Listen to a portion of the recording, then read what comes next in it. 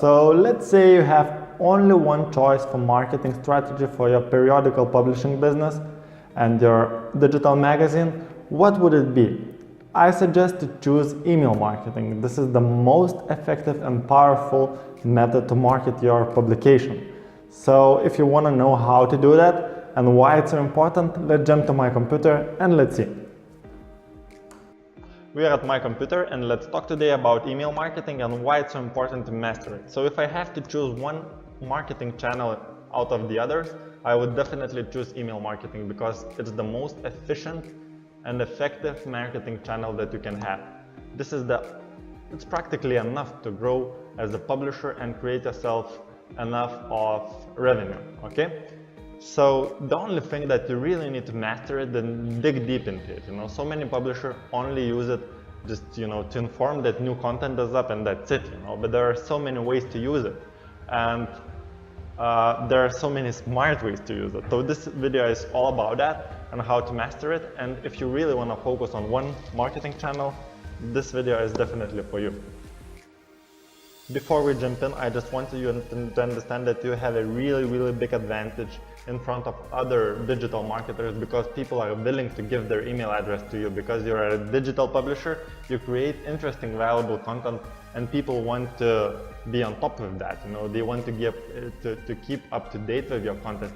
They want to be informed and notified when the new content is up, and they practically trust you as the expert in some kind of niche, right? So people are willing to give their email address to you, and it's relatively easy for you to build large email lists, okay? So this is a huge advantage, and so many digital marketers would like to have this, and you already have it. So let's take advantage of it. So why it's important to create a mailing list, first of all? Because when you create a mailing list, you can have direct contact with your subscribers. And so first of all, they want to be informed when the new content is up. So that's what you can do. And it costs you nothing, because nowadays it's really expensive to get in front of people on the internet because people are blind to all the commercials. For example, all the social networks are kind of eliminating all the organic traffic from brands to people because they are trying to create something that when you log into Facebook, you only see the relevant information from your friends, groups, and so on, so people practically won't see your Facebook posts and anything. And that kind of gives even bigger advantage to creating your own email list, okay? So it's very important, and just to conclude this first step, it's easy to get in front of your subscribers when you want, and it costs you practically nothing, Okay, so this is also covers the second step, that it's very affordable. It costs you nothing to send email to your subscribers, okay? The third very important thing, that is measurable. You can see practically everything about each of your subscribers, how active they are, what links they are clicking, how many emails they open from you, and you can practically calculate the lifetime value that they create to you, dollar-wise, if you can create goals on your publications and see how much revenue they bring to you, okay? So this is very important, that you can measure everything. And if you want to grow online, you really want to measure anything and keep your finger on that pulse, okay? And the last thing that is a nice bonus, that you can generate brand awareness, okay? So you can inform people about changes in your company, about events, and you can get in contact whenever you want for free, okay?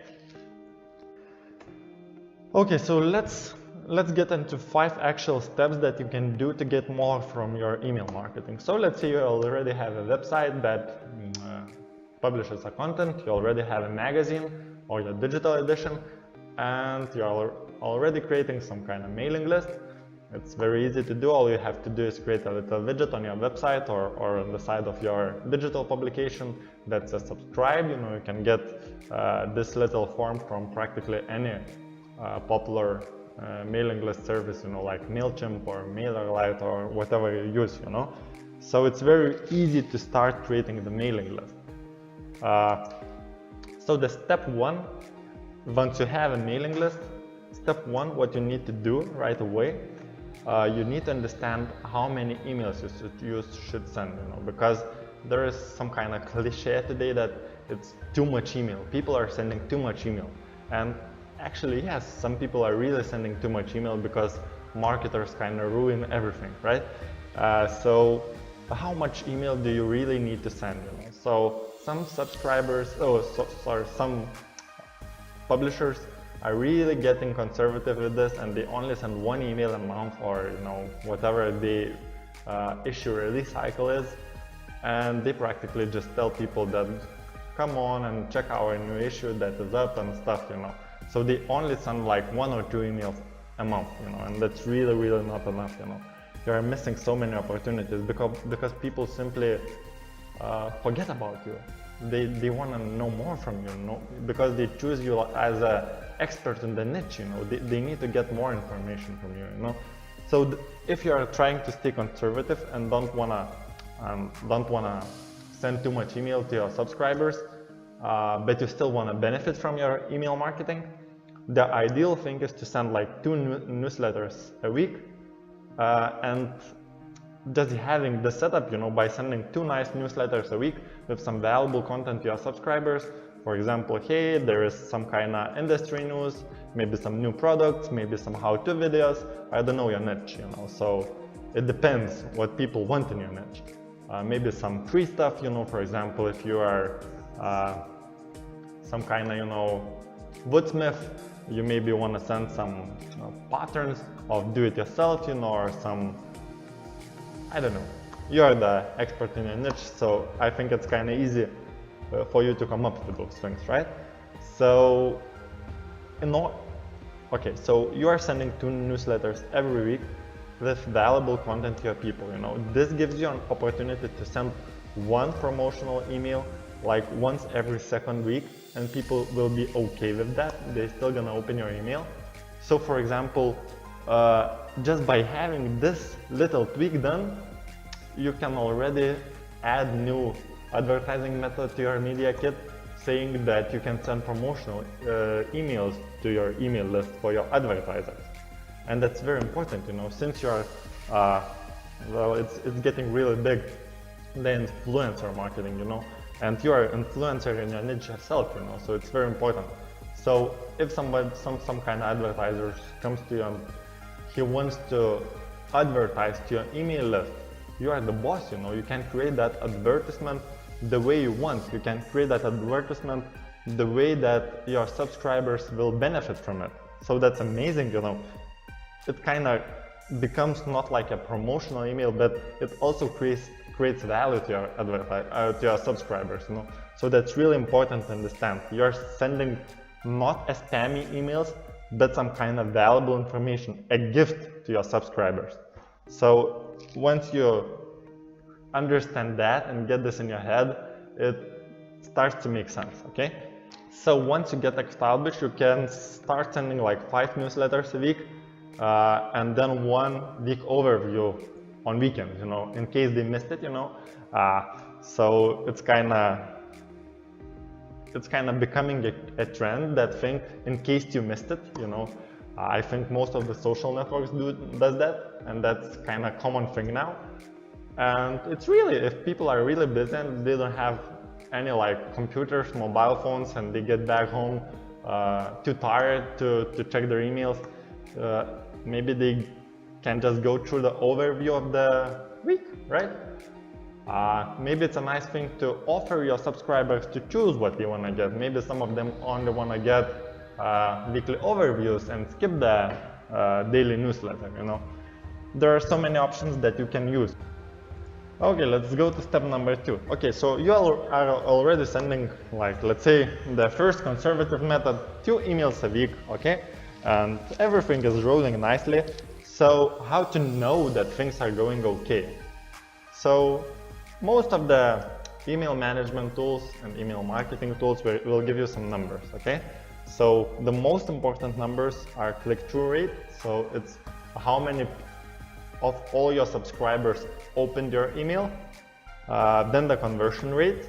Conversion rate can be calculated by call to action, So if you added some some kind of links to your email. You can see how many people click through those links, and conversion rate can go really beyond that. You can track them, what they do on your website, and so on and so on. And it's okay, we're gonna get back to this measurement. It's very important, by the way. Okay, then the bounce rate. Bounce rate stands for how many emails wasn't delivered to the mailboxes. So maybe the mailboxes were full, maybe the mailboxes doesn't exist anymore, maybe some mail delivery problems and stuff like that, okay? Then you need to track how your subscriber list grows or reduces, okay? That's very important to see if you're doing okay, So if you are starting to send some kind of new techniques, for example, trying some new stuff, to see if your audience likes, that's a good thing to measure, if your audience grows or reduces, So if you're sending some kind of spam and irrelevant information, this number will start to reduce, and that's really sad. So you really need to keep an eye on it and to keep it growing. And the fifth thing is return on investment. So this is a very important thing, because if you are growing your subscriber list and you are using paid advertising, let's say, to grow it, you kind of can calculate how much it costs for you to get one subscriber. And then you can calculate lifetime value of how much money that subscriber brought to you, So that's very cool thing. And there are email tools that are doing this. For example, there is a tool called Market Hero, so you can set up it this way, so you can see how each subscriber is doing on your email list. So is he bringing you any money, or is he costing you money? So that's a very cool feature to have too. Now email marketing tools are getting so advanced that you can actually track each of your subscribers and see what they do on your website, on your digital publication, and create micro audiences from that too, So that's kind of sky's the limit what you can do with your email list.